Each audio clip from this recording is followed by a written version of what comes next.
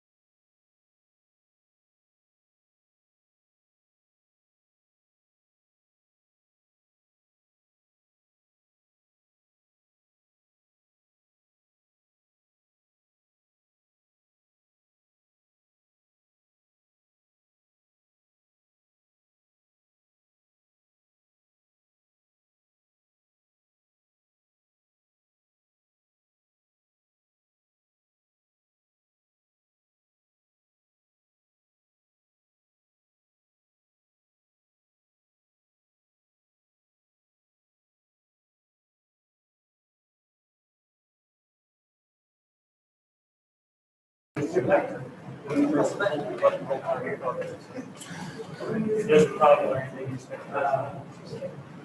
guys, let's go ahead and get started. I've got 7 o'clock.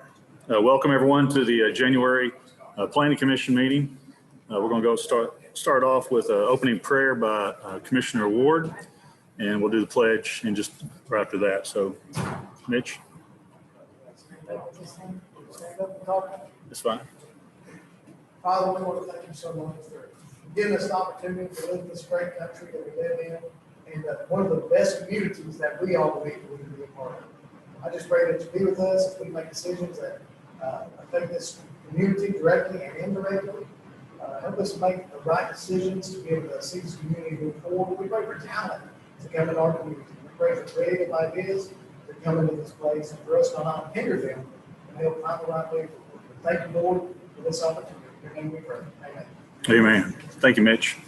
Please join me in the pledge. I pledge allegiance to the flag of the United States of America and to the republic for which it stands, one nation, under God, indivisible, with liberty and justice for all. All right, thank you, everyone. Let's go ahead and get a roll call for our Planning Commission meeting. Ward. Lowe. Here. Young. Here. Bird. Here. Prater. Here. Urban. Here. Matty. All right, we do have a quorum. I want to go ahead and get the acceptance of our meeting minutes from our December Planning Commission meeting. If I get any corrections or additions, if not, I'll entertain a motion to approve. Motion approved from Ward. Do I have a second? Second from Prater. Roll call, please. Ward. Yes. Lowe. Yes. Bird. Yes. Prater. Yes. Urban. Yes. Matty. Yes. All right, the minutes are approved. Thank you. Let's go ahead and shift into a Board of Adjustment.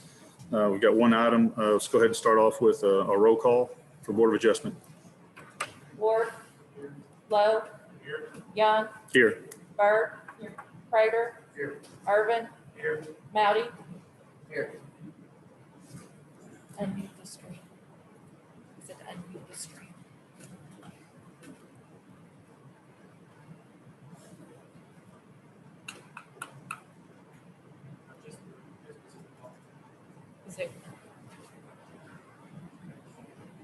Yeah, it's unmuted. I can hear Oh, you. let me get rid of that. Sorry about that, guys. All right, we're already past all this. All right, so let's go ahead and start off with our new business item for the Board of Adjustment meeting. Kim? Are we gonna do the? Oh, yep, thank you. Keep me straight. Let me go ahead and get the minutes approved from the December board meeting, Board of Adjustment. Any corrections or additions? If not, I entertain a motion to approve.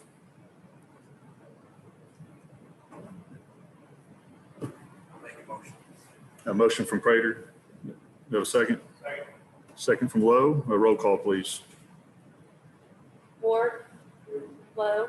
Yes. Bird. Prater. Yes. Irvin. Yes. Mowdy. All right, thanks. Meeting minutes are approved. Let's go ahead and get into item 4, new business. 304 and 312 East Main, variance to allow for buildings to encroach on the front and side setbacks and for a building to encroach on a 16-foot platted alley. Thank you, John. All right, let's start off with Courtney for our staff report. Courtney is on a Zoom. You would give us a staff report, please? Yes, thank you. Do you want me to share my screen? That'd be fine. Yeah, thanks. Well, no, keep going because I'll share mine and Oh, do you have the slides? yeah, I do. Perfect. Yes, so, well, that's not the, that, yeah, there we go. Oh, there we go. That's the slides. So this variance request is for the piece of property at 304 and 312 Main Street, which is lots 4 through 9 of block 11 of the R&W subdivision. So later in the planning commission meeting, you'll see all lots 1 through 9 come through, but this one is for lots 4 through 9, which are they're the south half of this property. There is, when this was originally platted, there's an alley that divides from East Main Street to South Pine Street, and it's a 16-foot wide alleyway. Well, the building that was constructed on the corner of North Grant and East Main encroaches into that alleyway quite a bit. Additionally, that property and the one adjacent to it to the south are both zoned for O1, which has setbacks, side setbacks associated with it. And the existing buildings are going to encroach into those side setbacks. So the request is to allow the alleyway to be encroached upon and the setbacks to be encroached upon by the existing buildings. So what Planning Commission would look at in this case is that there's a special condition or circumstance which exists but is not of the applicant's own doing. And in this case, those buildings have been existing for a very long time.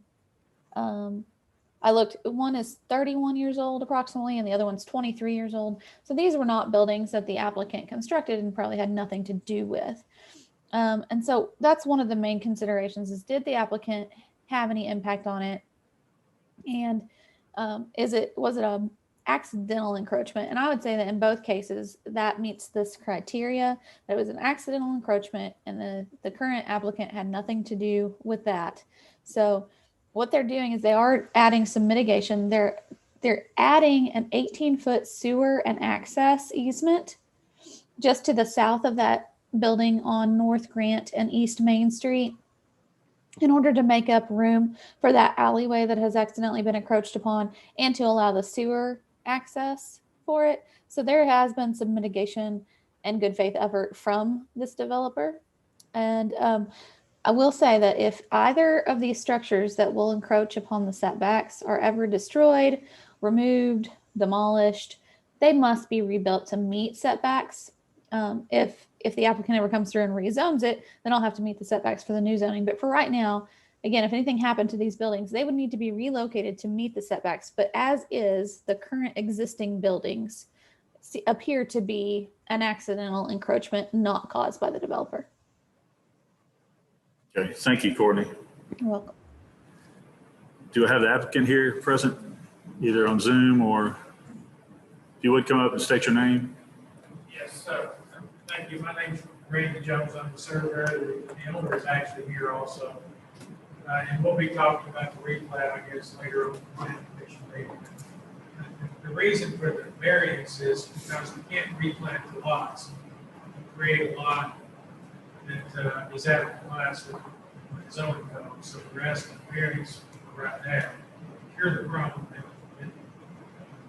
existed, as you said, 20 or 30 years. As far as the alley goes, it's never been constructed. There's a sewer line that's actually outside the limits of the alley.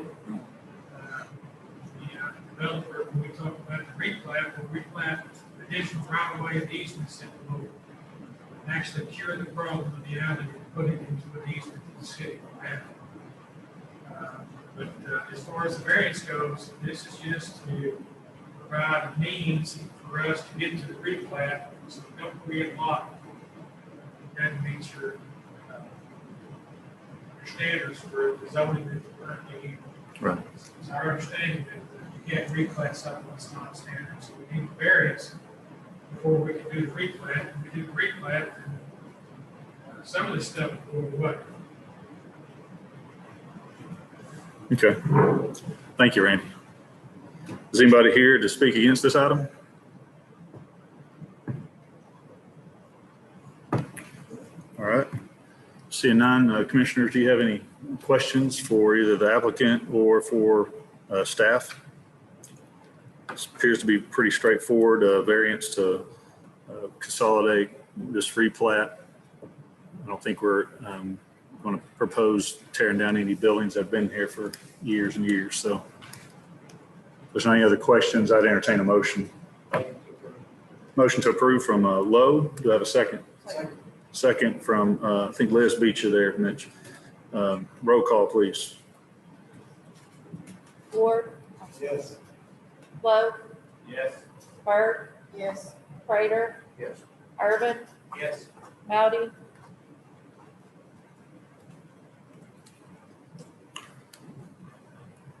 All right, that variance is approved. Thank you, guys. All right, let's go ahead and adjourn the Board of Adjustment meeting, and let's go ahead and get into our Planning Commission meeting. It's 7:11. We'll go ahead and open up our public hearing. First item on the agenda is item A, the rezone. Rezone part of the southeast quarter, southwest quarter, section 19, Campground Road, R1 to R4M, Bond Engineering. All right, Courtney, now that our airplane has turned off above us, we can finally hear each other.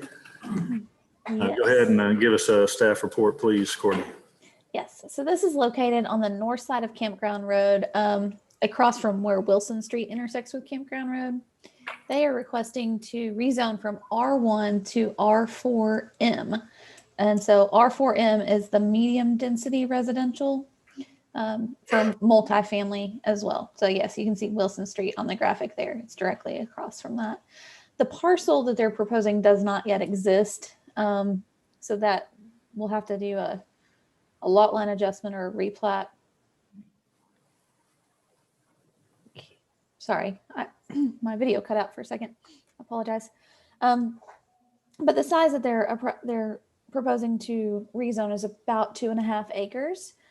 The request is to add what they're showing on their concept plan is for 12 duplexes for a total of 24 units. And that density would be about 9.6 units per acre if they go with what their concept plan is showing.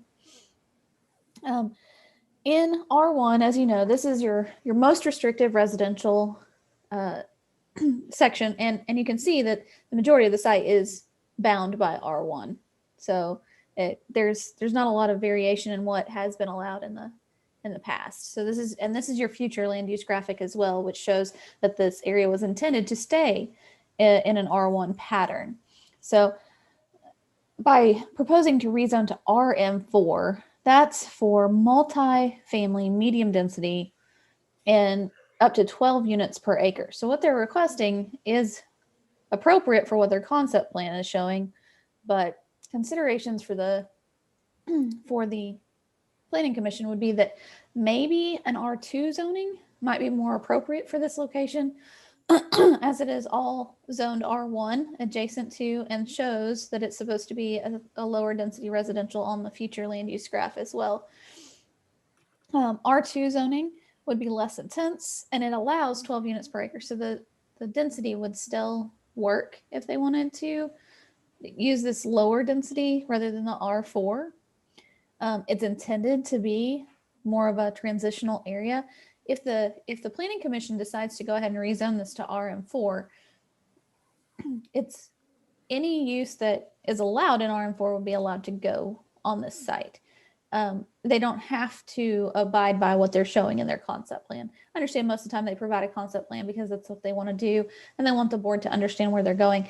But if for some reason this fell through, they're under no obligation to follow through with that concept plan at this point. We're simply talking about the requested rezone. And so if they never wanted to build, but we rezoned to RM4 or R4M, there we go. Then you're allowing any use that could go there. Currently, the proposed access drive doesn't meet the city street master plan access management requirements. It's too close to the other driveway. And so that will be something we would have to look at the technical part of this if the applicant brings their project forward in the future. And then there is a little bit of floodplain just in the very corner. There is, though, some of this base level engineering, which is better floodplain data that hasn't been adopted yet, that does appear to impact the two furthest north buildings. And so those would need to be looked at by your floodplain administrator, especially when they were being constructed, to make sure that they were no danger to the residents. Those are the considerations that I think the planning commission should be aware of. Okay, thank you, Courtney. All right, is the applicant on? We have Aaron on with us. I'm here. Yes, sir. I'm here. All right, Aaron, you want to give us I'll do my best, and if I start coughing, I'll try to mute myself. Yes, we did discuss this with the city staff whenever we first started rezoning this, and we had a lot of dialogue back and forth as to which route to actually rezone this piece of property. And it was determined that the R4M was the better route from your staff on the rezoning part. I actually included with my submittal, the applicant, my client, has actually already picked out a floor plan, and I included that architectural rendering for you so you could see what those would actually look like. To address the floodplain, I mean, we would have to, I have not done any work on this because this is all contingent on it being rezoned as to what's going to happen with this property. It's not, as you can tell, it's very narrow. It's kind of limited in its use, what it can be used for, just because of how narrow it is, which also kind of limits where the drive access point is. We don't have a lot of room to shift it one way or another. I was going to try and redo the drawing and line up the drive with Wilson and do like a little S curve to bring it in, which actually would end up eliminating one of the duplexes.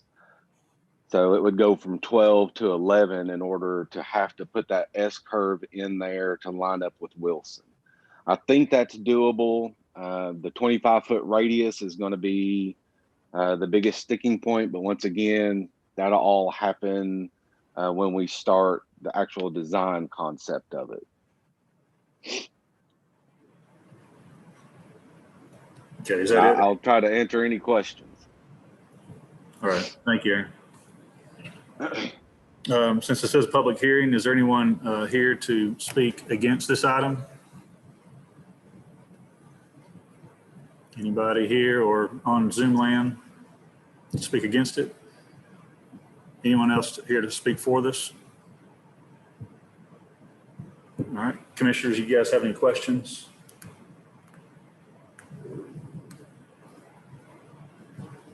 One thing I wanted to ask Aaron while you guys are pondering is, did you guys consider looking at an R2 use on this?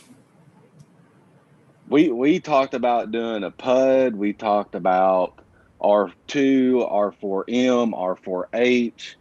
I mean, we went back and forth with everything, and this was, like I said, this was, and I don't remember why we went this route. I don't remember if it had to do with setbacks or what, but that was the reason that we went with the R4M.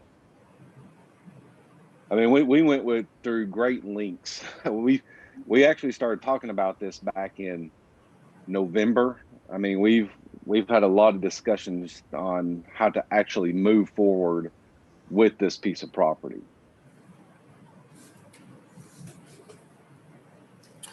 Why would the R4M better suit this?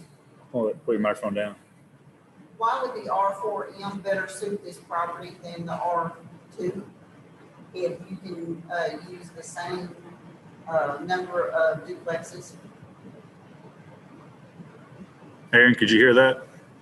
I did, and once again, I don't remember. I'm stuck at home in quarantine, so I don't have access to any of my files or anything. But you know, maybe one of the staff people there that has the book better memorized than me can tell the difference between an R2 and an R4M as far as, you know, other than just density. You know, it's got to have something to do with setbacks, or it has to do with something on that realm, and I just don't remember that part of the book.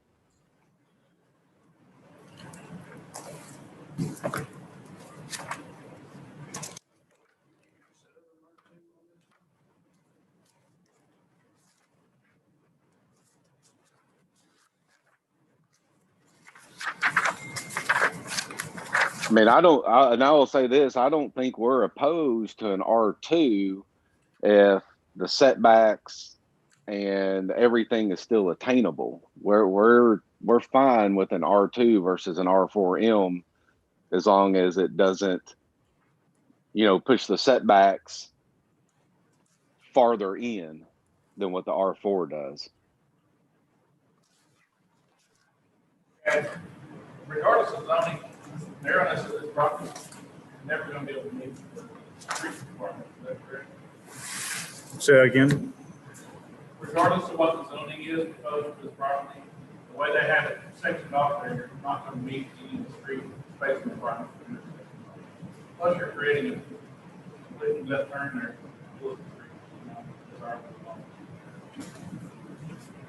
Mr. Robinson, has this been split yet? Like, is there a reason that this configuration is has to be the configuration? So the people that own all of the property through there, they actually had it surveyed, and when they had it surveyed, they actually cut it into, I think, 4 different tracks. And this is one of the 4 tracks that they are selling off. And so there's still 3 other tracks that are left. There's a track north of this property that is all in the floodplain. There's a long skinny track beside this, and then the rest of it, if memory serves me correct, is the open field where the old baseball field used to be. So I'm assuming they're going to access every one of those tracks. I didn't hear that. I'm sorry. I assume they're probably going to want access to every one of those tracks. Yeah, I can't answer that question. I assume the middle track that is directly to the east of this piece of property, if memory serves me, is so narrow that about the only thing you could put in it is a water line or sewer line. It's the rest of the property to the north and to the east that would want access to campground. I mean, you're gonna, if I got a piece of property, I want access to a road. I mean, I don't want to have a piece of property and I can't have any access. Yeah, it just seems to me that the use is a little bit out of place, sandwiched between two R1 zones. Seems like an R2 would be a much more appropriate use. I mean, if you wanted to utilize this for a development, if you shifted the drive to the right, to the east, and loaded it up with single-family homes or smaller homes or even duplexes, I mean, that maybe something like that would be a little more palatable. It's just the width of the land. When you have a 50-foot right of way, a 25-foot front yard, and a 25-foot rear yard, you don't have enough room. I mean, it all sounds great in concept, but when you don't have the piece of property and you're trying to utilize the property to the best of the ability that we can, I mean, that's kind of what we come up with. And that's why we actually discussed a PUD, because a PUD, we can then set all of our own setbacks, but this property just isn't wide enough. There just isn't enough land there to get all of the setbacks in an R1 zone.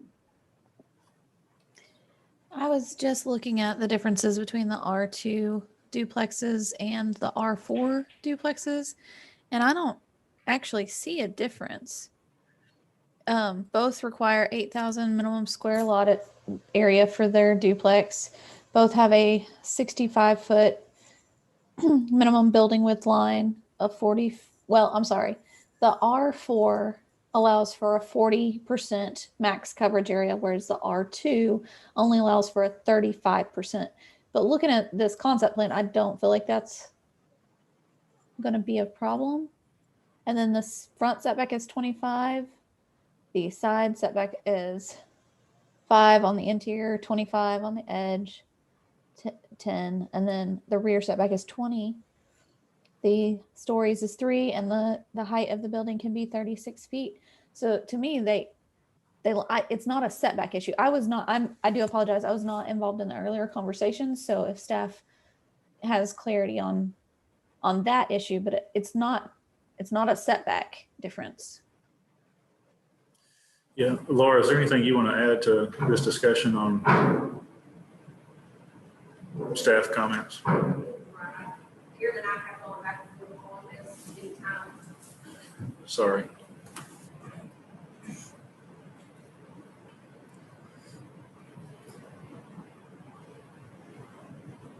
Aaron and I have had a lot of discussions on this. I do not remember, because we have talked about this so much, I don't remember the reasoning for not doing the R2 and proposing the R4.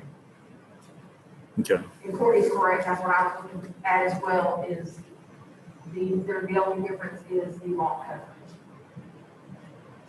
So Aaron, I don't remember in our conversations what the reasoning behind doing the R4M was. I don't either, and I apologize. I remember most of these conversations, but I do not remember. And the difference, we have plenty of room because we're trying not to do anything back to the back other than use it for detention. So I don't think our lot coverage is going to be above that 35%, especially if we have to move the road over to meet the master street plan to one side or the other and put a little S-curve or something in it. You know, I guess what I'm saying is I don't foresee a problem with an R2 if that makes it more palatable for everybody. Aaron, I think that'd probably be a good recommendation. I'm not sure what the commissioner's feelings are, but I think that's if you want to study that and bring it back next month, I think that'd be a better decision. And I think to address Mr. Lowe's concern on the street, if he could do the S-curve, it will line up with Wilson. It's still, you are correct, it still will not meet the distance requirement from Nottingham though. That will be something, that we'll have to look at and see if that's something that we can agree with or deal with. Well, let's make. Push your button. Push your button, talk same time. Yeah, hold it. Let's make sure we all see that we have this issue because that's the way somebody drew their lot lines. Property that's not sold. Lots can be you're on a different way to meet all these standards out there, you wouldn't have any issues. Something to think about. Right. Any other commissioners have questions or comments? Just so I get it right, the owner of this property owns all the rest of the property too? Is that correct, Aaron? I was trying to mute. No, that is not correct. That is the only piece of property that they own is what is highlighted. The people that own the other property are looking to rezone theirs in the future. I can't answer that question. I don't have a clue if they're selling, trying to sell, want to sell, have it up for sale. I don't know the answer to that. All right, so I think the right procedure is to, if we could table this and let you guys look at an R2, come back, advertise for R2 zoning instead of the R4, then bring it back to the commission. If everyone agrees with that. If everybody agrees with that, I'd entertain a motion to do that. Motion from Prater to table it till next month. Do I have a second? Second for Byrd. Roll call, please. Ford, Yes. Lowe, Yes. Byrd, Yes. Prater, Yes. Urban, Yes. Moudy, Yes. All right, so that rezone will be tabled until next month. Item B, Kim. rezone part of the northeast quarter, southwest west quarter, section 19, South Pine Street, C2 and R1 to R4H, limits engineering. All right, Courtney, if you can give us a staff overview. Yes, so this project is located on the west side of South Pine. Hang on, Courtney. Hang on. I'm gonna have to recuse on this one. Okay, all right. Let the record reflect that Ms. Byrd had to recuse herself from this one. All right, go ahead, Courtney. Thank you. Located on the west side of South Pine, it is just south of Pond Street to kind of give you an idea. It is currently, there's nothing on the lot. It is zoned for C2 and R1, and they're requesting R4H or high density multifamily. It is currently about 9.59 acres. There are 2 parcels that are part of this property that are highlighted on there. Directly north of the site, phase 1 was granted rezoning to R4H to support the multifamily residential housing.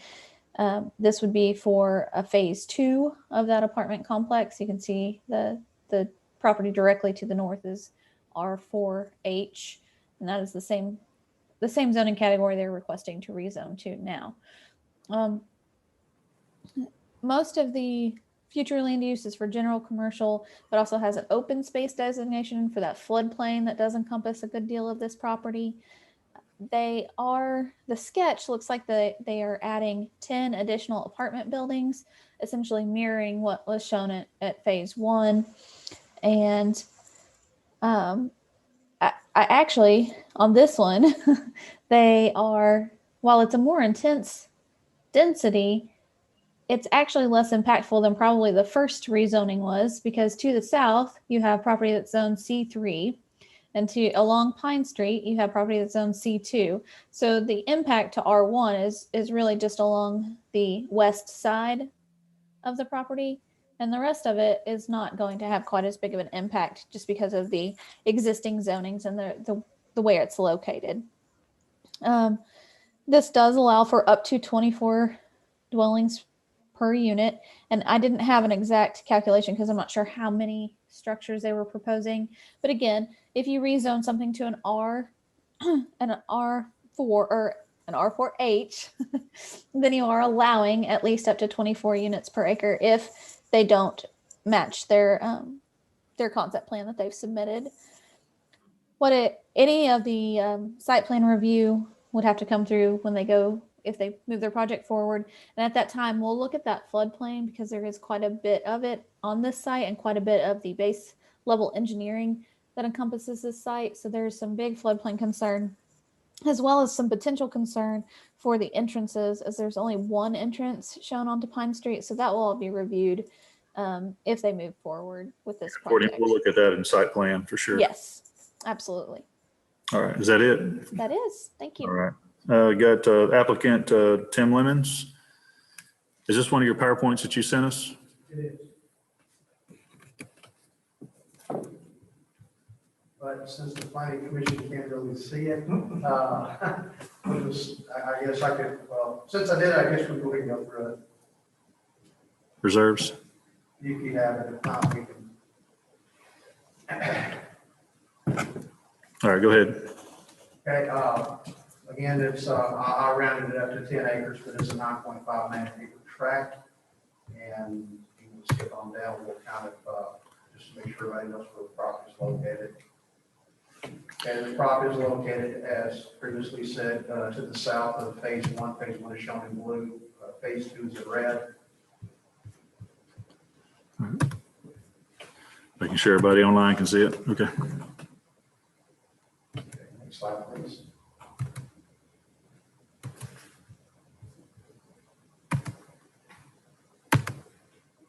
And this is a picture of the property. If you're in the northeast corner across the street, across 89, looking at the property, it is presently, it's got some low, pretty high density vegetation that's on it now. More or less, it's little short trees that have grown over the past several years. The owners of the subject property request to rezone to allow for multifamily. The tract is south of and adjacent to an existing multifamily. Development is presently under construction known as Reserve of the Pines Phase 1. The developer of phase one will develop phase two, but will be under the same ownership. There's a view of the property from the right behind the first security property, looking back to the north. And this shows what we have across the street, which is commercial. And this more or less, we're on the opposite side of the ditch of the parking lot, and this is the parking lot itself. And then what I would like to point out is that the two concerns that were addressed, one of those I had a previous discussions with Bobby Hefner, and what we're going to look at doing when we get to the site plan phase. Instead of bringing everything out to that main entrance, we're going to look at putting a second entrance out on 89 at a certain distance south of the entrance that's going into phase one. So you will have two ways in and out during the site plan phase. When we were drawing this out, Bob and I both were of the belief that you could have up to 300 units with one entrance. You can only have 200. So therefore, because we will be at 300 units total for both phases, we will have to have the same entrance. And this is just a picture of the clubhouse, kind of give you an idea. I wish it was more completed, but this is the clubhouse that's going to serve both phase one and phase two. See, there was a contract to purchase this property, our property, which is what we're calling it. Fire is the same entity, someone reserved the Pines. Design of phase one includes certain design measures that would allow for inclusion of the subject property as the second phase, which were egress and egress utilities, the common clubhouse and the pool. Phase one comprised 144 units. Phase two, we're looking at 160 above that, for a total of 304. So we are above the 300 threshold. This course is subject to the final design approval by the planning division. And we have, I'll agree to that, water and sewer is readily available from not only phase one, but also from the utilities on the periphery of the property. So water and sewer should be no problem for ship fire protection. Thank you. And if you would go to the next slide. So that's something we want to see. We actually topoed this land several years ago when vegetation got so crazy. If you look at the elevation of this property, actually from field measurements, the floodplain is not near as bad as what the big map show. Keep in mind that FEMA does not paint with a thin can, they paint with spray can on their maps. So they take in a lot more areas sometimes than what's actually there. But we will address the issues pertaining to the flood zone when we come back with the site plan, grading plan, and other plans. I'd be glad to answer any questions you may have. All right, thanks, Tim. Is there anyone here to speak against this item?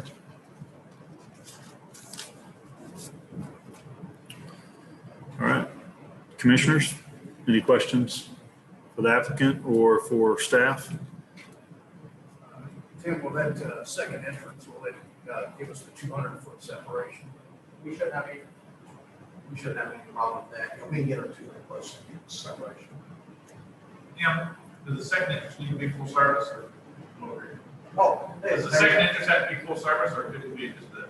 yeah, well, that's something that, Mr. Hefner and I were talking about. The second entrance is to accommodate ISO requirements. We could make that an emergency vehicle or emergency type entrance by itself, so we'll look at that. Truthfully, I believe the owners would like general circulation to be in front of their office from a security standpoint, so that is definitely an option we will look into. Commissioners, any other questions? If not, I entertain a motion. Motion to approve. Motion to approve from Lowe. Do I have a second? Second from Mowdy. Roll call, please, Kim. Ward, Yes. Lowe, Yes. Prater, Yes. Irvin, Yes. Mounty, Yes. All right, rezoning is approved. And if you would read the next item, please, Kim. special use, 2821 Highway 367 South, C3, with special use permit for R4, Lemons Engineering.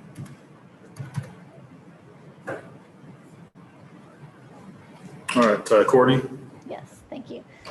Like Kim said, this is at 2821 Highway 367 South, and the applicant is requesting an R4H high density multifamily use within C3 district. They are showing a property that's about 3.3 acres, and it was rezoned to C3 in March of 2020. So currently this is shown as open space on the future land use plan. Again, that's due to a large volume of floodplain. The applicant in his sketch has addressed the floodplain, and most of the development is located on the portion of the site that is not within the floodplain on his sketch. Most of the surrounding area, if you look, it's very industrial or vacant in nature. So the impact from C3 to a multifamily use is probably not significant on what is existing on the ground currently. There are a few problems with what's been submitted, though. So there's some very specific things that are supposed to be submitted for special use permits, which include some things that aren't shown on the plans that were submitted, like the topography, screening and landscaping, adjoining properties. We just don't have the additional information. It's a very basic sketch plan that was submitted. Applicable codes are for the code that says what the planning commission may do. And so you can approve, deny, or modify a special use permit based on the information, but you have to have a certain level of information in order to consider these plans. So there are, like I said, standards. You need to make sure that the proposed use is designed so that it won't interfere with public health, safety, and welfare, that it's compatible with the surrounding area, and that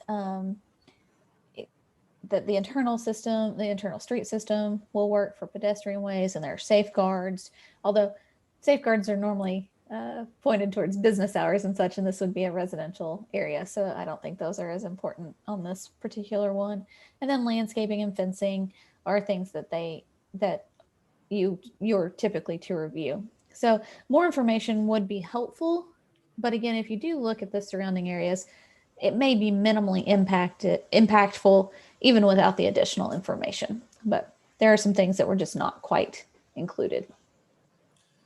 Okay, thank you, Courtney. Tim, you want to come up and give us all the other information that was not included? Yes, if you would, bring up the PowerPoint, because that has some of that information addressed on it.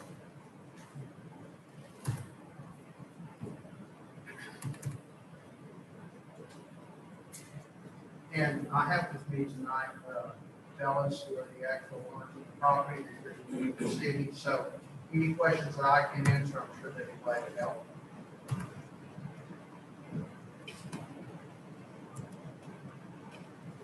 That light, you just can't see anything. Go ahead and go to the next one, please.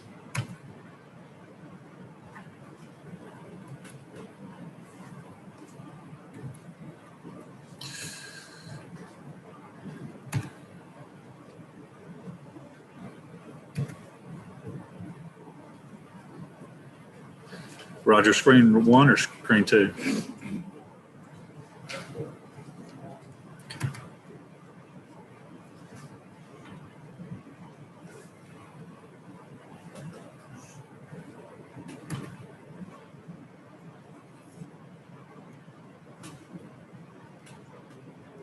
It's frozen on your end.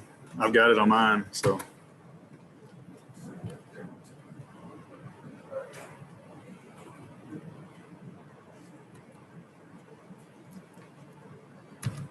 Now, do the commissioners have a copy of our concept plan?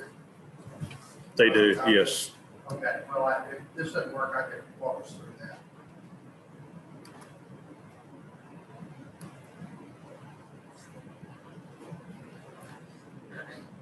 Commissioners do have a copy of the plan, don't GS have a copy of that?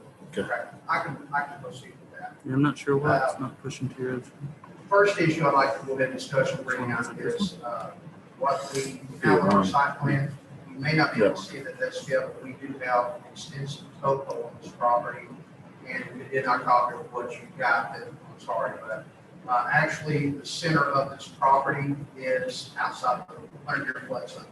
So basically, the line you see is the I'm not sure why it's designation not between kicking up. the floodplain and the floodway. It's not even And you stuck. can see everything that we're doing is going to be located away from the floodway.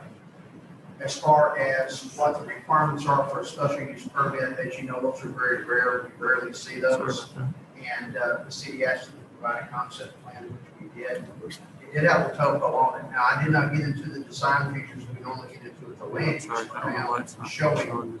what kind of impact it's gonna have on property.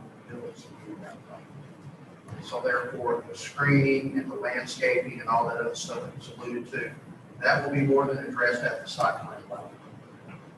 But what we've got before you is potentially 30 units that we would like to put on this property, and we are well below the density requirements if this was an R4 zoning.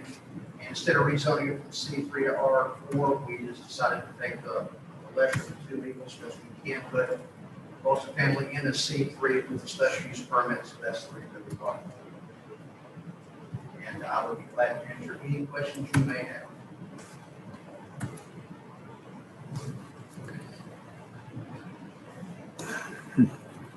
Forget it, Jack, I don't know how to move it in now. All right. What I had was some pictures of the area to show you where everything was, but it's not gonna work, it's not gonna work. Although you could pull that sign on that, that would be great. It's the very last slide.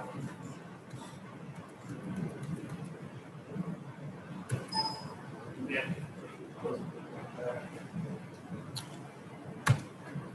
I always unplug it from the wall and plug it back up and usually works. Okay.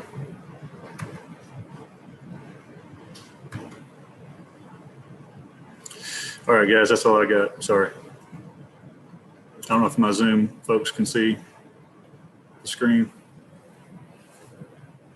But even though we don't have the dimensions on that, like, because we went out here for the site plan, here for special use, just to show what we're going to build. What we have shown does meet all the setbacks and all the requirements will be under various disasters from. So, that answers any questions you may have. All right, thanks, Tim. Go ahead and open it up for public comment. Still under a public hearing. Anybody here to speak against this item? Or anyone else here to speak for this?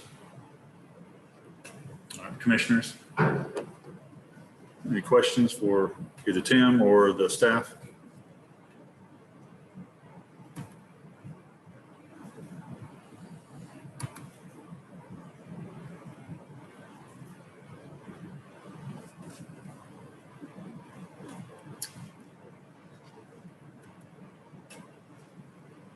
I've got that one. Okay.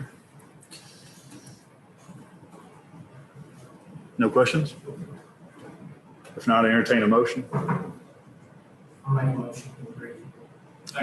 Motion to approve from Mouty, second from Lowe. Roll call, please. Ward, Yes. Lowe, Yes. Bird, Yes. Prater, Yes.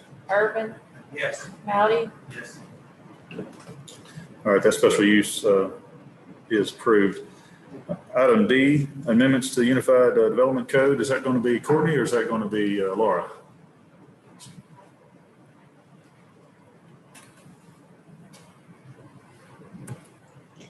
Well, I think it's going to be Laura, but I think I know enough about it if she doesn't want to, want to talk about it. Running up to the podium. Perfect.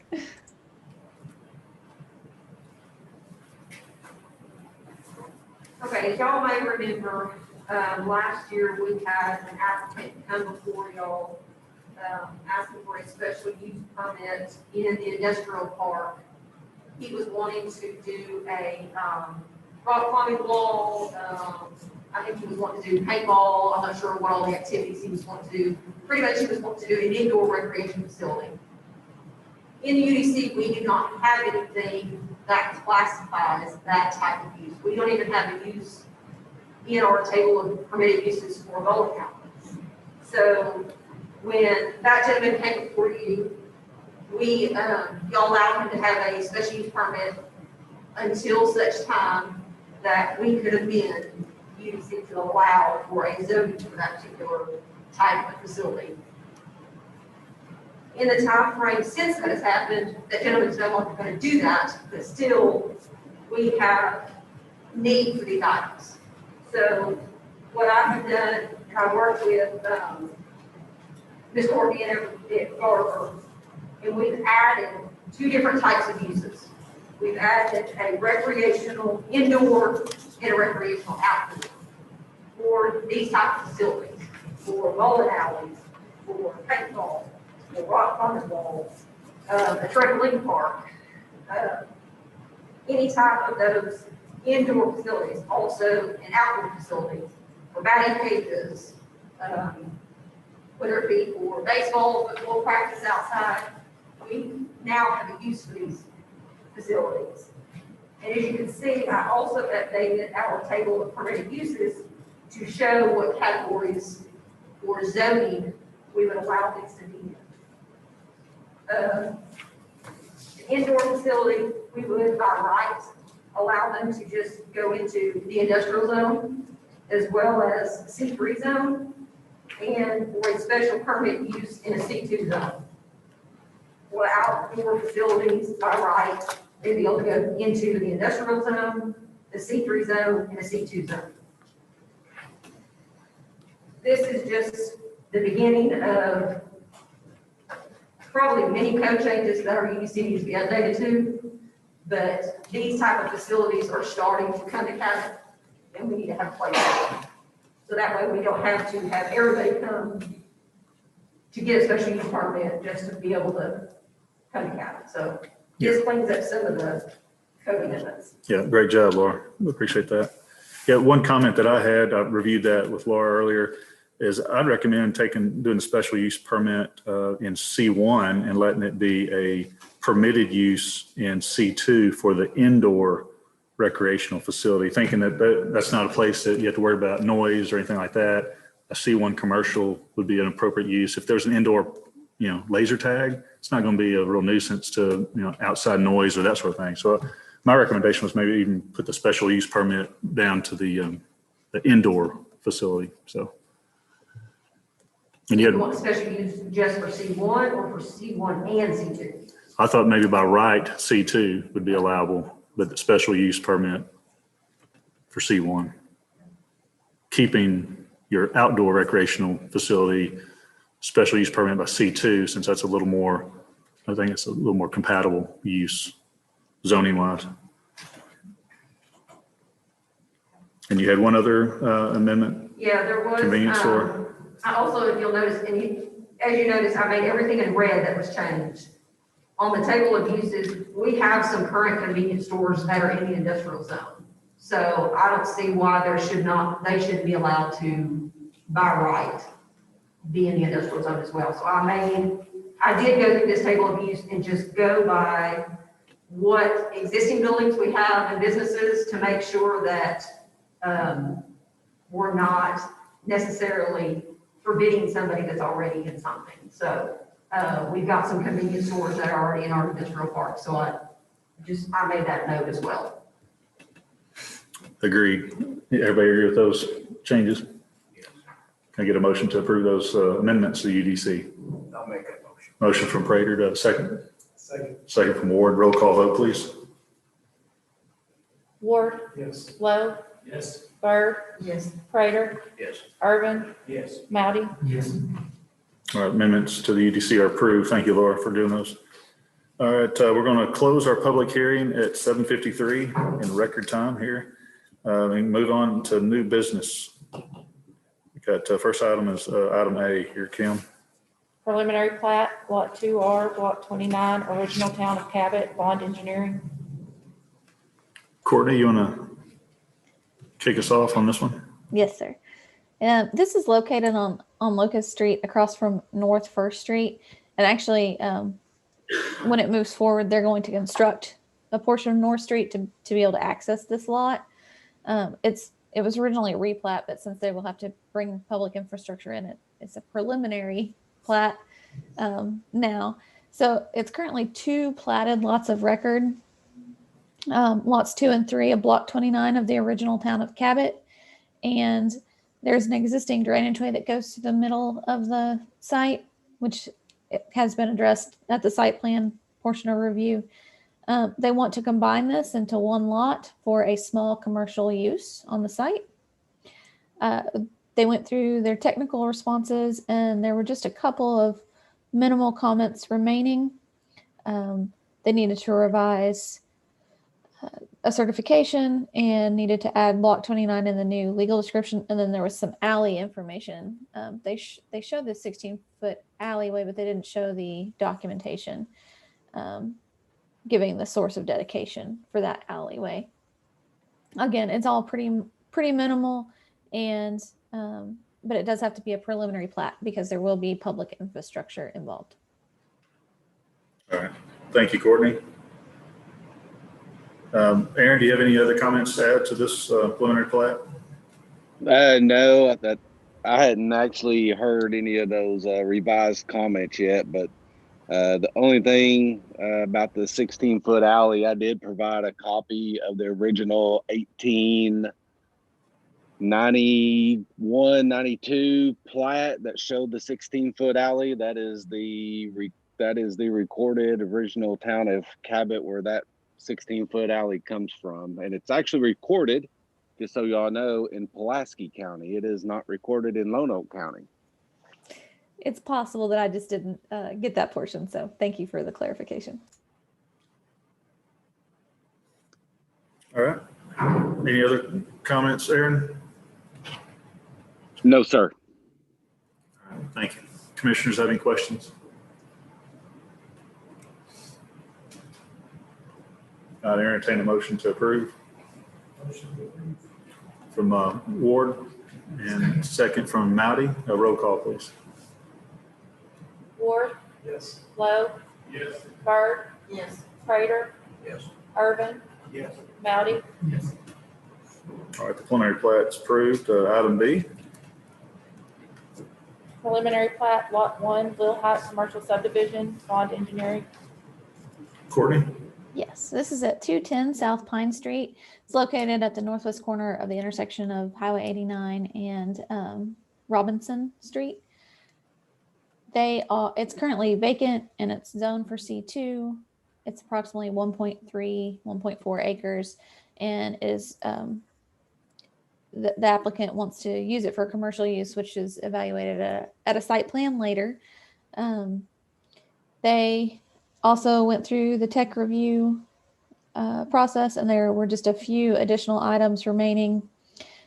One of the owners was the Northern Lights Rentals are shown as the owners, but I don't have a deed of that. Maybe the city has received one. And then the bill of assurance the city may have also received, but if not, we'll need a copy of that. And the right of way for the dedication of Robinson and South Pine will need to be, the lot line needs to move. If you notice, the pins are still located south of where the 30-foot right-of-way dedication is on this plat on Robinson. See how the corner pins for the lots are not adjusted to indicate the additional right of way that was dedicated. So it's a pretty minor comment. And then there may have been some storm drainage information, but Mr. Vines may have more to say on that. And then the source of dedication was listed as the existing subdivision plat, but I wasn't sure which subdivision plat to pull for that source of dedication of the existing roads. Really, it's a pretty easy piece of property. There are no major concerns on this site. Thank you, Courtney. Aaron? Yeah, I think all of these are pretty easily addressable. So yeah, I thought I had given a copy of a preliminary BOA along with the recorded plat of Robinson subdivision, which is where Robinson Street was dedicated to the city. So, but if not, we can get copies of those back to the city. All right. Thanks, Aaron. If I can go ahead and get questions or comments, I'd recommend an approval based on the staff comments. Motion to approve staff comment. A motion from Lowe. Can I have a second? Second. Second from Byrd. Roll call, please. Ward, Yes. Lowe, Yes. Bird, Yes. Prater, Yes. Urban, Yes. Mowdy. Yes. If I could suspend the rules and go back to item A and just make sure that that motion is approved based on staff comments.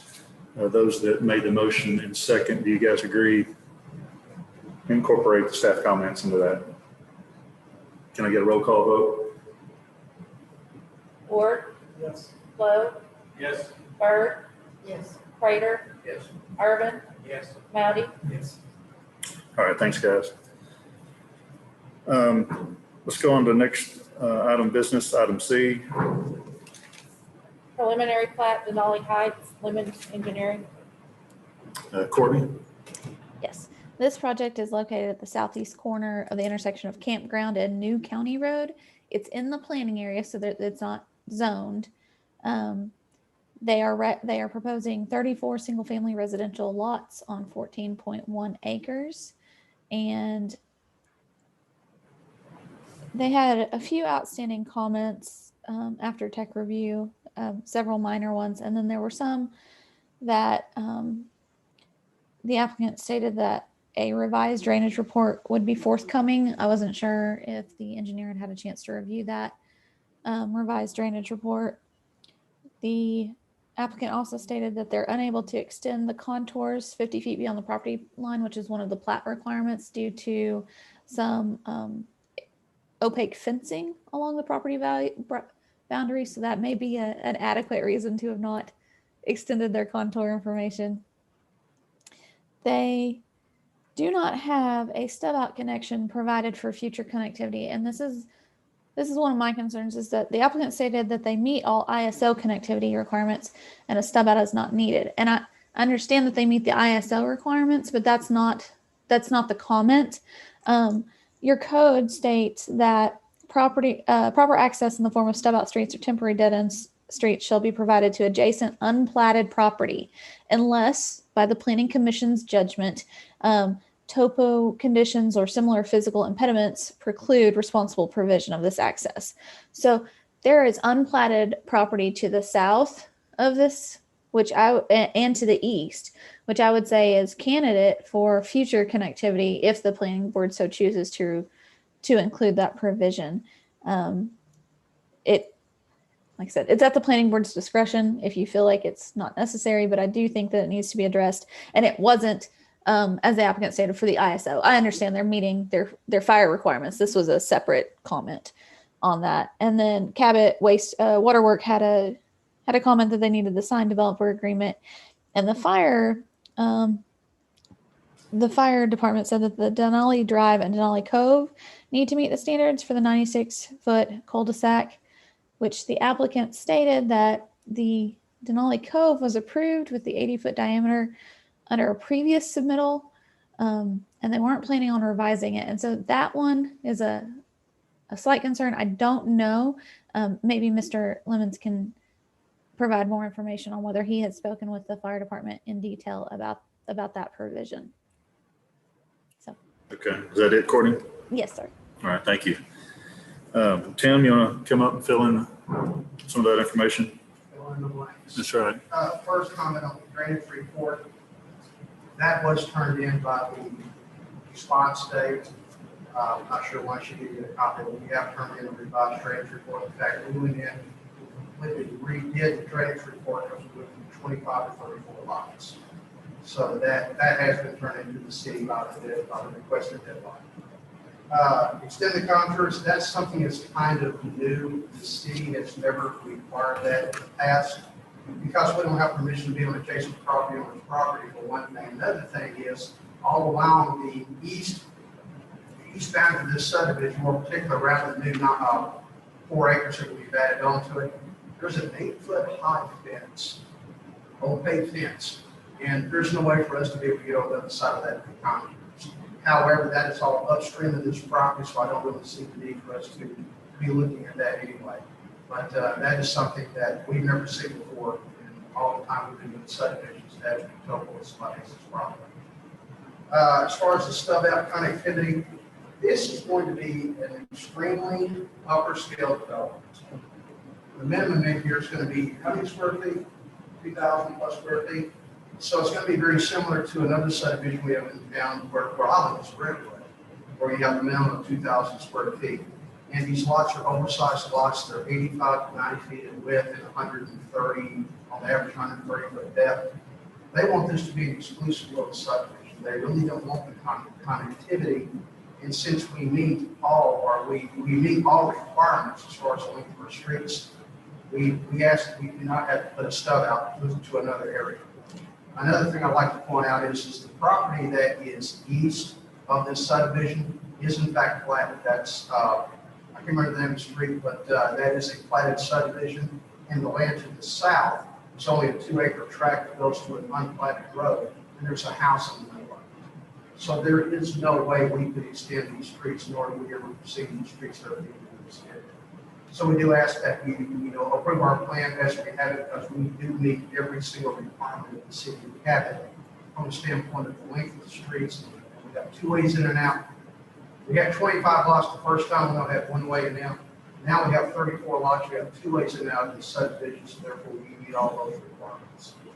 And last but not least, and I'll ask Mr. Hefner if he would, we talked about this, because the cul-de-sac on the north is such a short street, he was okay with the previous approval of the 80-foot diameter on the cul-de-sac. However, on the new one, which is down in the southeast part, we did go to the 96 feet on it. And has anything changed, Bob? Are you still good with that? Okay. So Bobby, you guys are okay with both the cul-de-sac diameters?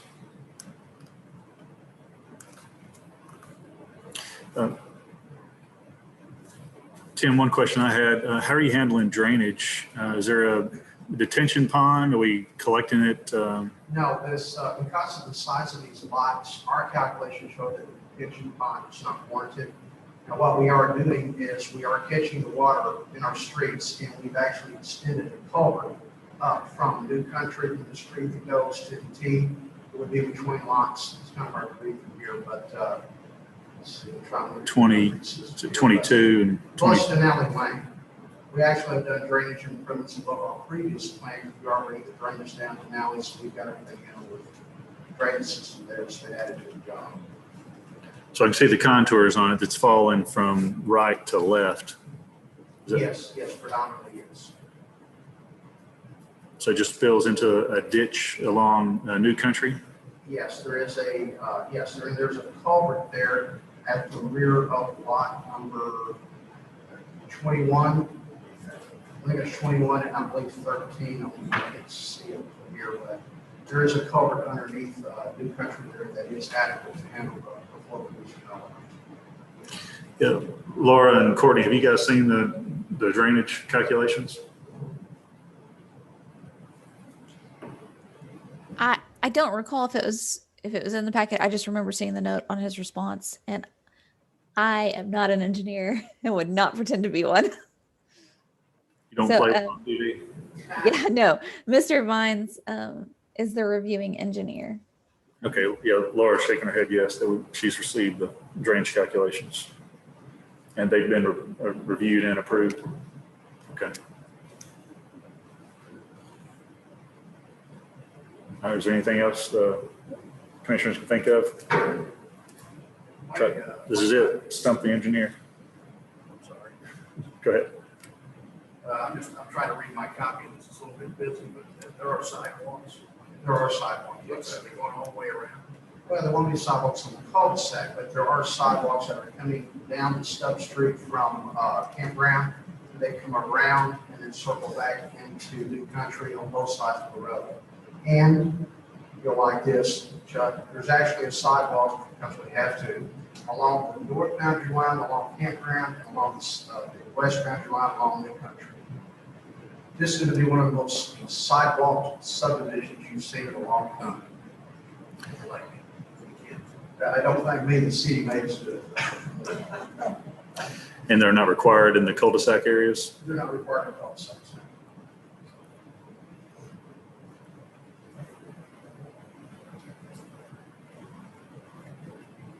All right, any other questions from commissioners? If not, entertain a motion to approve based on the staff comments. I'll make a motion to approve. A motion from Audi, do I have a second? I'll second. Second from Irving. Roll call, please. Ward, Yes. Lowe, Yes.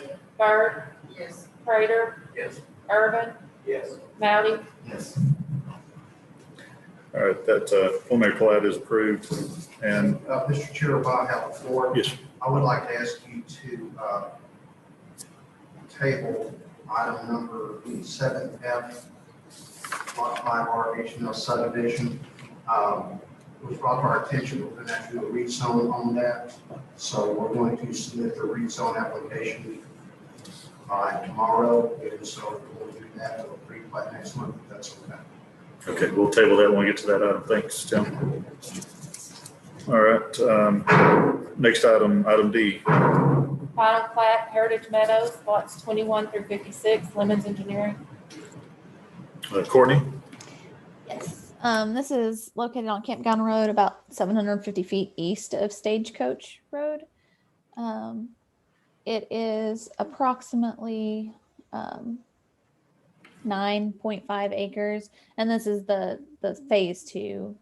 It connects to the earlier phase. So this is the request for final for lots 21 through 56. Again, this went through tech review and most of the major concerns were addressed. There were a few items and a few questions. So infrastructure needs to be installed prior to final. And they understand that it needs to be all approved or all improved before final acceptance. They have some notes that were a little confusing on the easements. So we asked them to add a general note from the preliminary plat referencing some easements. And they've said that they added an easement note for all easements, but they've eliminated some from the time of the preliminary approval to the time of the final approval. So there was one between lots 29 and 30 that is no longer there. And then there was an access easement that is no longer there, like for pedestrian access, which was removed. And that was, again, they're just giving the general easement note for all easements instead of calling out what each one is for. So I think we were just asking for a little bit of clarification on that and the reason that the pedestrian use access disappeared. And then of course they'll need their final acceptance test on their water and sewer on their sewer, and then as-built for water and sewer to be submitted. So. Okay, thanks, Courtney. Tim?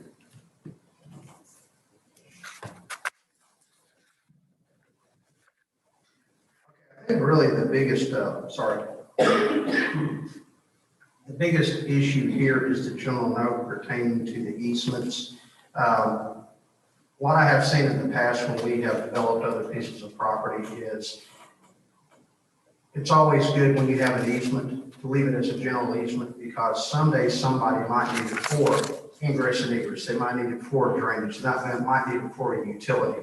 Whereas we have uses that we're going to be using these for, like for a drainage culvert or for a water line or a sewer line.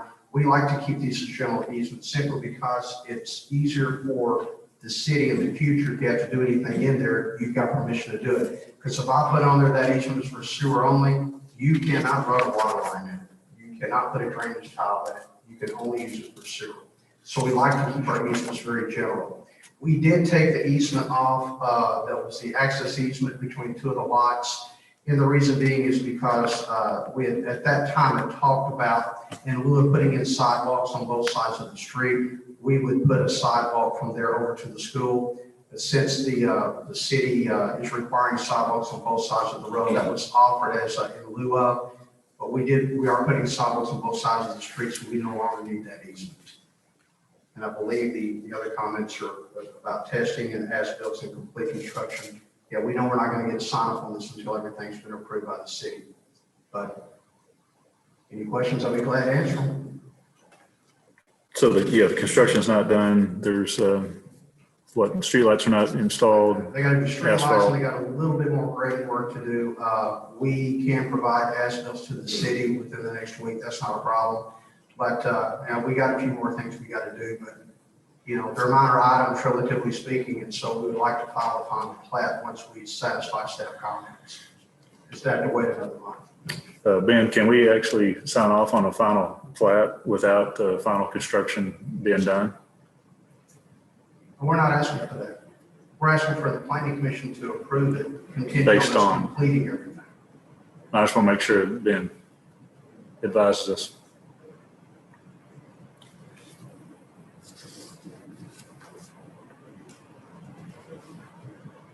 I think, You may want to speak up here, Ben, if you wouldn't mind, sorry.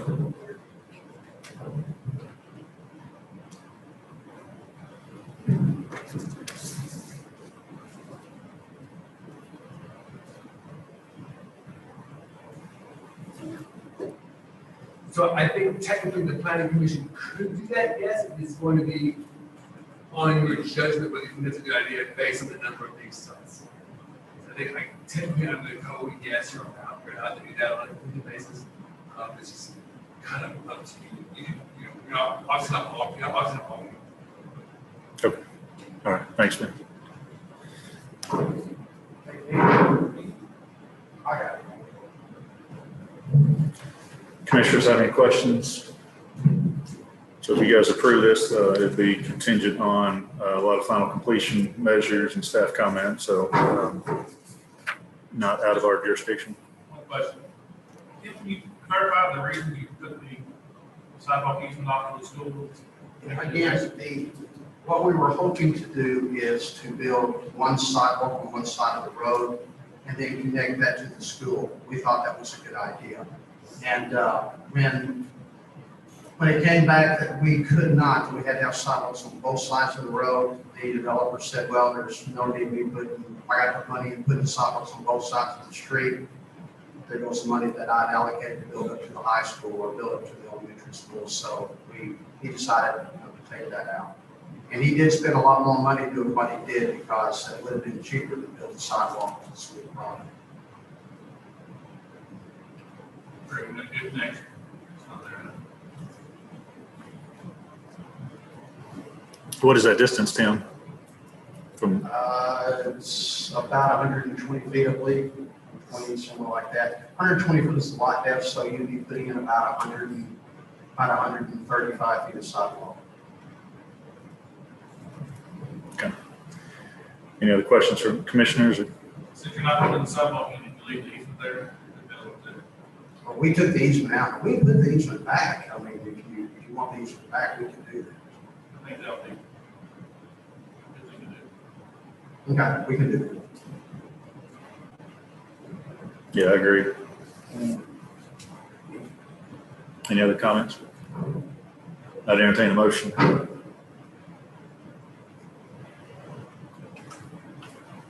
make a motion based on those contingencies. motion to approve from Prater based on those contingencies and staff comments.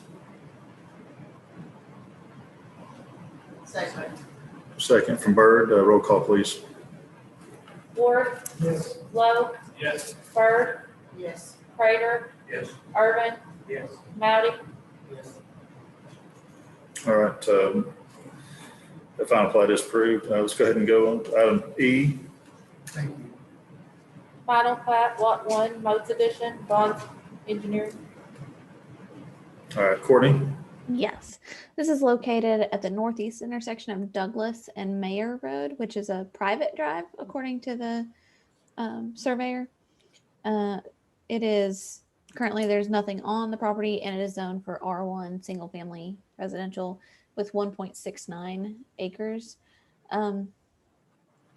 It is pretty straightforward, but there was a concern that there was not enough right-of-way dedicated on Douglas Road because of the way that they've got it labeled. It appears that they're dedicating 43.13 feet of right-of-way instead of a 50-foot dedication. So I was going to ask Aaron if he wouldn't mind clarifying what's going on in that location.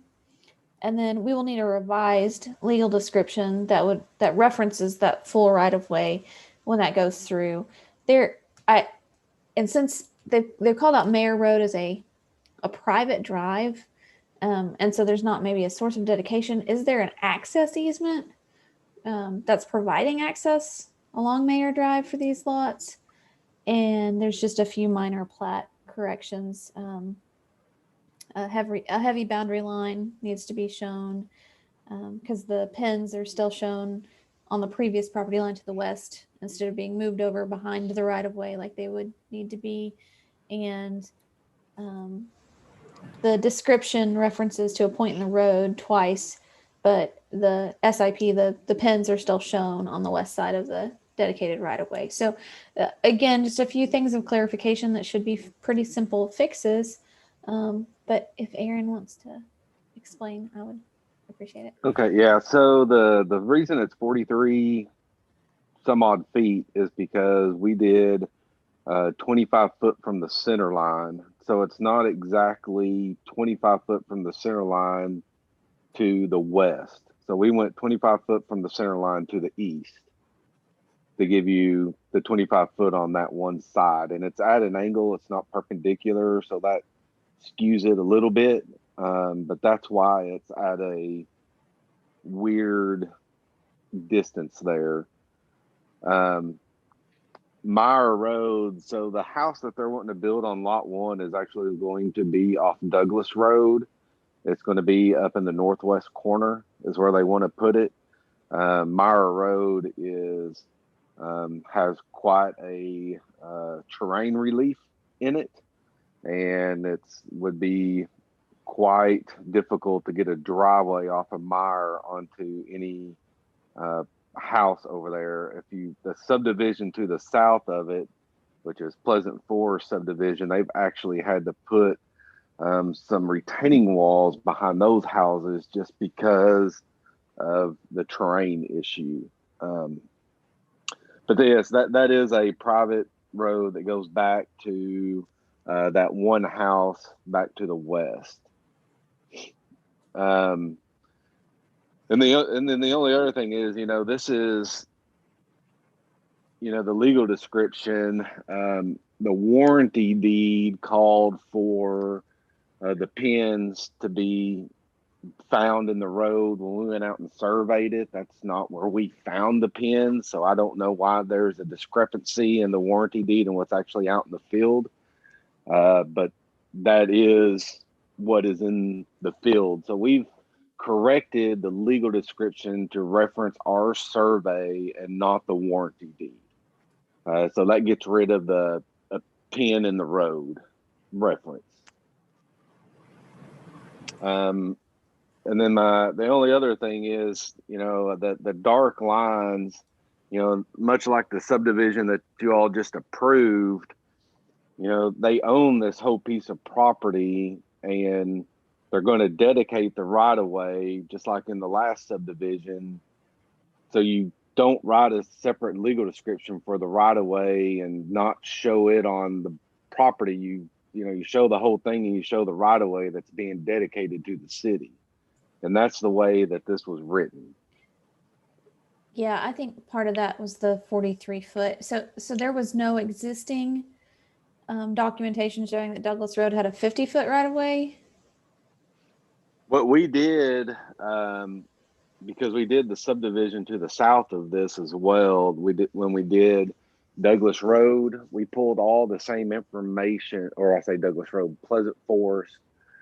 We pulled all the same information from it and matched what we did for Pleasant Forest, which is just right to the south of us, of this lot.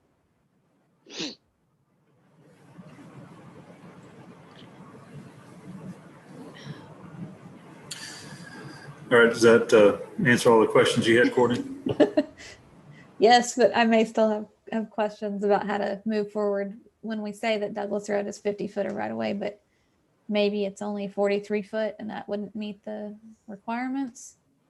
You'd have to somehow get it from the people that own property on the west side, unless you want more of, unless you want him to give up more property and the road's not centered in the right of way, which is typically what you all don't do. Y'all typically go from the center of the road. Yes, I don't disagree. I'm just confused about why there wasn't right of way already to the west, which may not be your problem, Aaron. Yeah, because that's all they own. If they had more, we would give you more, but that's all they own. Yeah, it's not every day that you see a property that straddles a road like that too. Oh, you'd be surprised. Out in the county, they own them all over the place. All right. Any commissioners have any questions?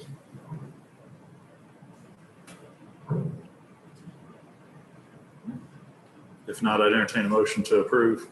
I have a question. If that's the case, does that 50-foot right-of-way dedication on that plat need to be corrected? Just to be a 43.13 instead of a 50-foot? I'd say they ought to match, yes. I'd say maybe they could put a future 50-foot right of way, since it's intended to someday have a 50-foot right of way if the other side of the road develops. Maybe. I don't know. Well, and I think that's right. I think probably the best thing to do is say future, because I don't think you want to limit it to 43 foot. And then if someone on the other side of the road does develop, even though you all do come back and say, well, we want an extra 10 feet over here. I mean, that happens all over the city. I can do whatever you want, but I think future, I think you're right. Future is probably the best. But I'll put 43 if you want 43. Do I hear 50, future 50, future 43? Commissioners want to make a motion out of something like that? Incorporate that as a future 50-foot right of way and leave it at the 43.13 feet of right of way. Can I get a motion to approve? Motion from Malley, do I have a second?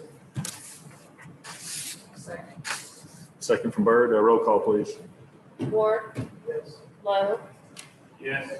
Byrd. Yes. Prater. Yes. Urban. Yes. Mowdy. Yes. All right, that final plat's approved. So item F, replat, that will be tabled. Let's go ahead and get that in form of a motion. Can I get a motion to table item F, replat of lot 5R? So moved. Motion from Lowe. Do I have a second? Second. Second from Prater. Roll call, please. Ward. Yes. Lowe. Yes. Byrd. Yes. Prater. Yes. Urban. Yes. Mowdy. Yes. All right, item G, Kim. Thank you. Replat lot 66R and 67R, Kensington subdivision, Crafton Hull. All right, Courtney. Yes, it's 1586 and 1588. Let the record show that Mitch Ward's recused himself from this agenda item. Thank you. All right, go ahead. Thanks. Yes. This is a 1586, which is lot 67, and 1588, which is lot 66, Calcutta Drive. There are two parcels involved in this. It's really a property line adjustment. They're requesting to slightly change the property line. Wait, I don't think that's the right.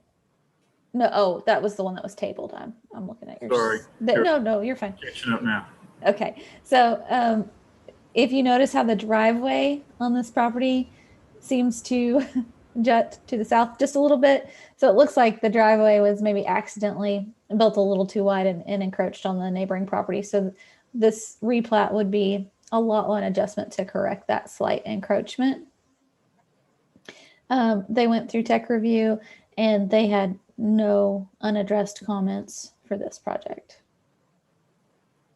Okay, pretty straightforward. Looks like somebody built the driveway a little bit over encroaching it, and they're resolving the boundary lines.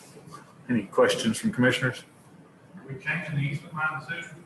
What's the purpose of that? That's a good question. I don't know that. Courtney, do you know? Or Laura? Let me pull it up closer. Because everything's maintaining the same 10-foot setback, just following the line, the new line of the driveway. I don't know if the applicant's on the Zoom call or not. I think he was supposed to be. I think they just changed the easement, just follow the property line to keep it consistent. Yes. They have changed it. And that's a good question. I don't know if there are existing utilities.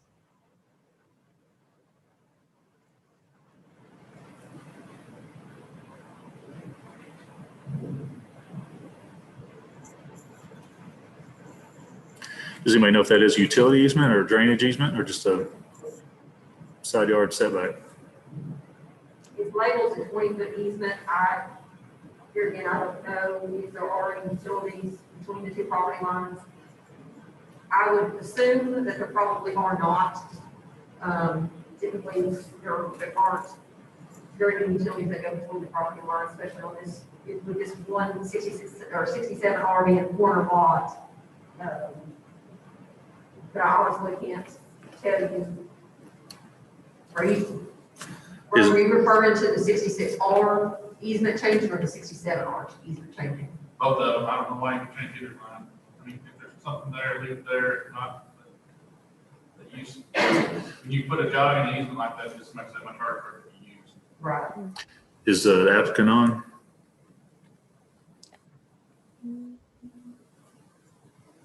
I don't think so. It's Craft and Toll.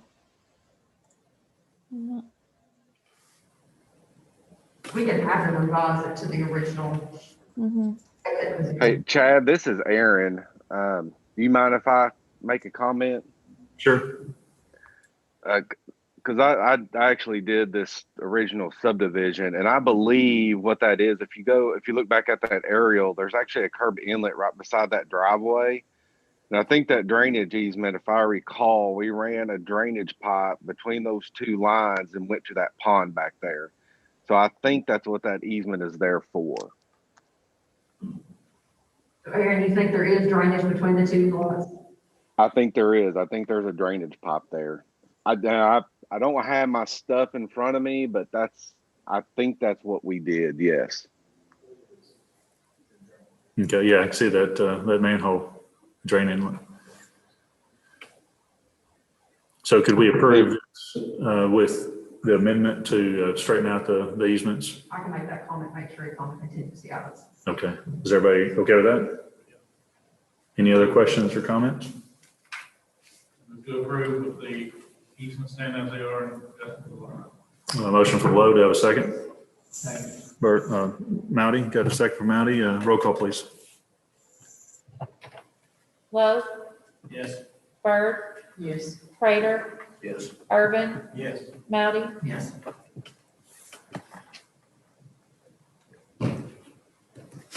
All right, that replat is approved. Item H, Kim?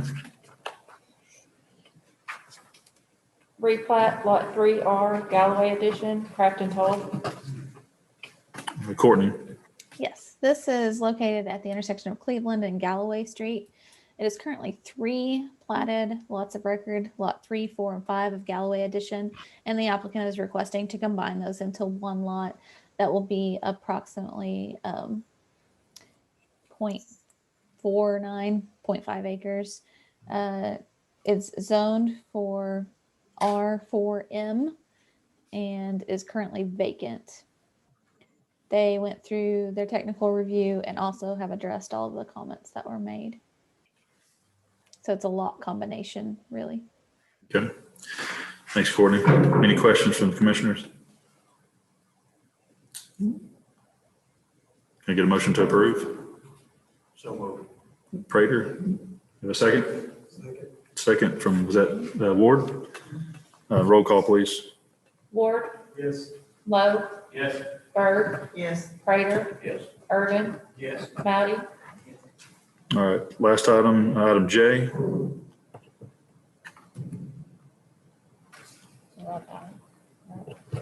I'm sorry, I'm skipping ahead. Item I, yes. Replat lots 1R through 4R, R and W subdivision, Randy Jones.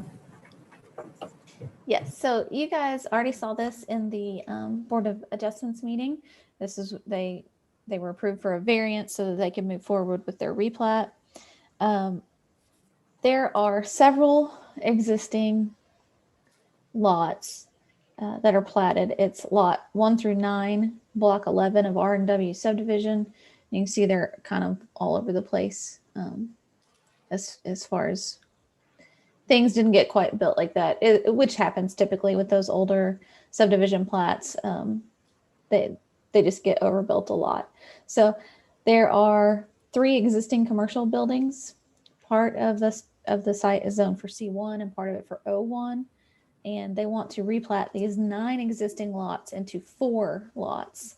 And resulting lot 4R will not have a structure on it when this is completed. So again, we talked about there's an alleyway that traverses the site, and that variance was approved. And you can see on this plot a little bit where that 18-foot additional width was dedicated by the applicant to help mitigate some of that confusion with the alleyway being overbuilt.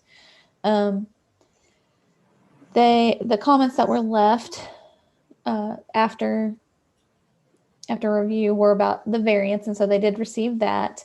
And the variance, the plat will need to be updated with notes from that variance about when it was approved and what it did approve. And then they will need to add the setback table was added, but their lot zoning table is not correct. They have some confusing misinformation.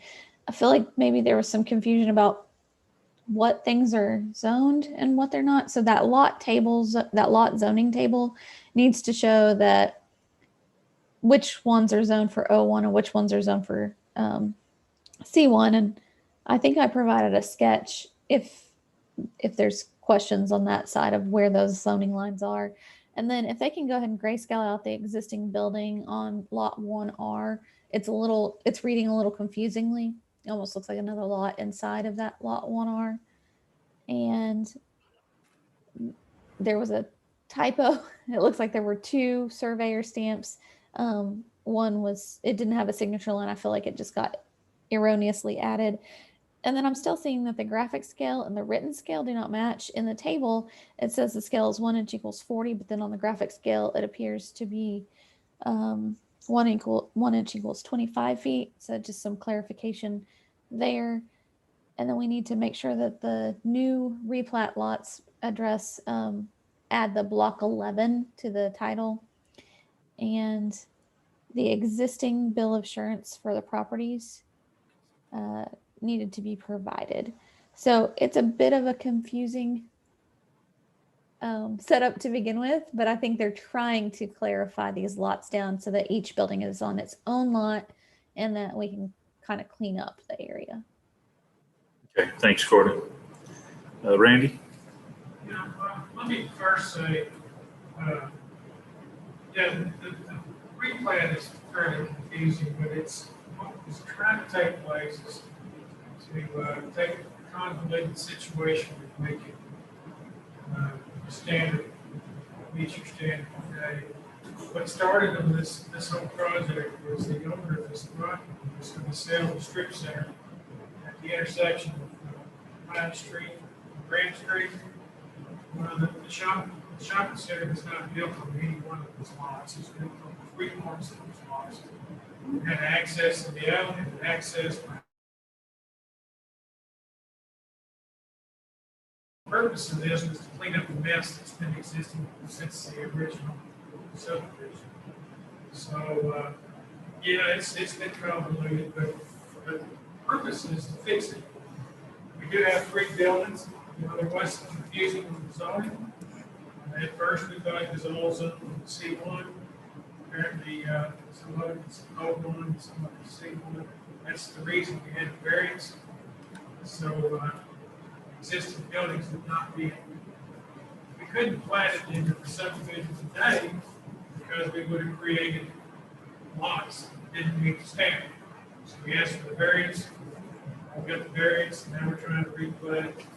At some point in time, the alley will probably be a proposal to close the alley. That will eliminate the problem with the building that's in the alley. But right now, this is just the best effort to fix the problem that's existing for a long time. As far as the zoning on the table, I'm not sure exactly, but I'll give Laura and the staff. We do have a table with C1 and O1 with the setbacks. So we can revise anything. Graphic scale. I know the scale of the subdivision is correct. I checked it today. I thought I checked the graphic scale, but it's not correct. I will correct it. But I caught myself doing that. Maybe it might be that the PDF is not the scale. Someone's looking at it, that might be part of the problem. Any of those things can be fixed very easily. Okay, thanks, Randy. Commissioners have any questions for the applicant?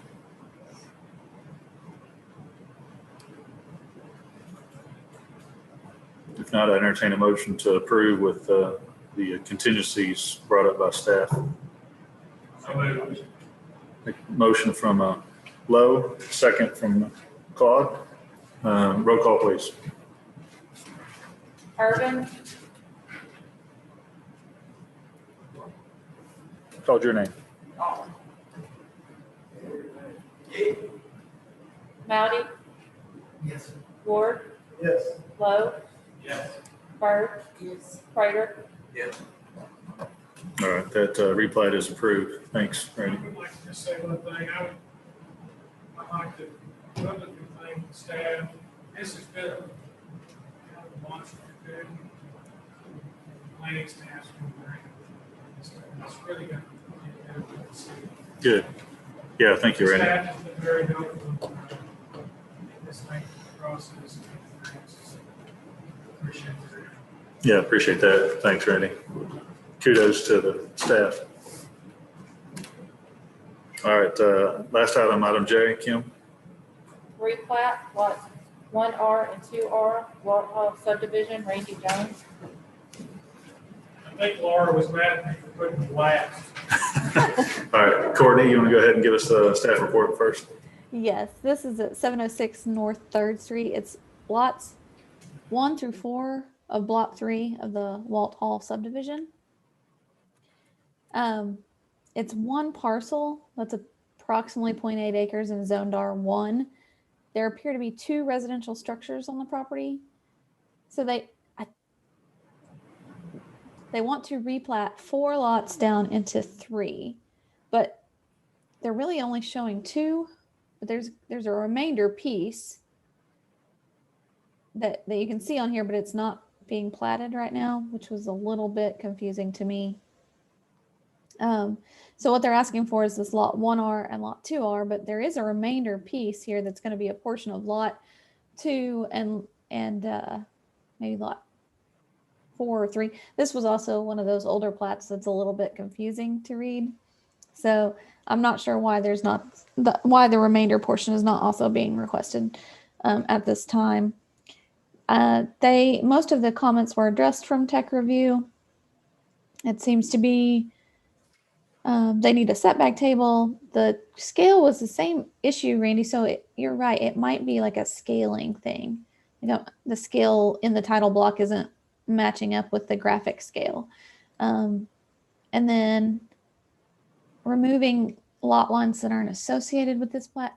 I'm not sure again what's going on with that remainder portion. So maybe a simple explanation can clarify that. And then block 3 needs to be added to the description after R2. It was included in the description, but not on the title block. And so they'll just need to make sure that, and then we'll have to add the surveyor stamp and sign and date that. But really, again, I feel like this is a cleanup to try and make sure that each residence is on its own lot, and all of the lots meet the size requirements for the underlying zoning. Okay, thank you, Courtney. Randy? Yeah, I'll address the concern. West one parcel, there is a structure on lot 2R. It's the existing house. There's a mobile home. The portion of the lot that's not being replanted at this time is because there's a mobile home existing on that parcel. And it's back to that problem that you had when you try to replant the property, creates a lot that's not standard. So we either had to get rid of the mobile home, which is real property. That's why we couldn't plant that remains. Now, what we did do is we designed the lots 1 or 2R. We did it such that there's enough property left for one will become a new lot if they ever get rid of the mobile home.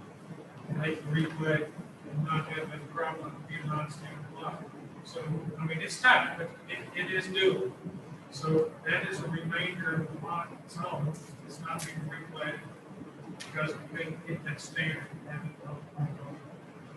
So really what we're trying to do, or what the owner's trying to do is have another lot, which will be a lot more hard to construct a house. Okay. Any idea what size footprint that would be? No, I'm not sure, but I mean, I laid out several sizes that would meet the requirements of the zoning. Make sure the house will fit.